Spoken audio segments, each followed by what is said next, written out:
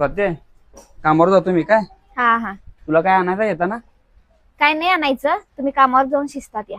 बर बर, जाऊ. हा.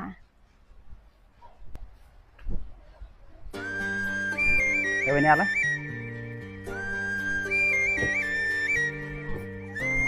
स्वाती, आवरलीस का मग? होय, आवरलीत बघा. मुलांना शाळेत पाठवलं आणि यांना कामावर. स्वाती, तू एवढी शिकलेली आहेस पण घरच्या जबाबदारीमुळे तुझं शिक्षण वाया गेलं. अहो तसं काय नाही, घरातली जबाबदारी आपण नाही उचलणार तर मग कोण उचलणार? अगं, तुझ्या शिक्षणाचा काय उपयोग झाला ग मग? अहो ताई, कोण म्हणतं बाईच्या शिक्षणाचा उपयोग होत नाही? जेव्हा आपण घरच्या जबाबदारीत पडतो आणि सगळ्या घराचं गणित आपल्याला सोडवायला लागतं तेव्हा हे शिक्षण उपयोगी पडतं.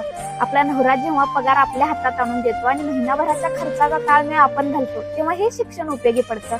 आपल्या सासू सासऱ्यांच्या आजारपणात त्यांची औषधे, त्यांचे रिपोर्ट जेव्हा आपल्याला बघायला लागतं तेव्हा हे शिक्षण उपयोगी पडतं. आपल्या मुलांच्या संस्कारात, त्यांच्या शिक्षणात, त्यांच्या संगोपनात कधी काय अडचण आली तर आईचं हेच शिक्षण कामी येतं.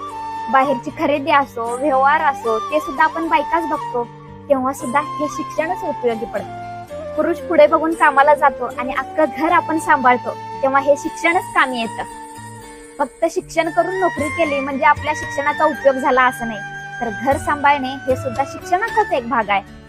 एक म्हण आहे, शिक्षित आईच घराला पुढे नेऊ शकते आणि तेच मी करते.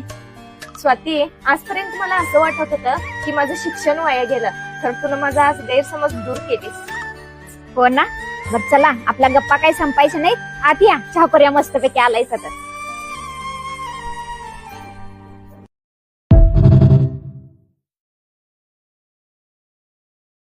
Download ShareChat.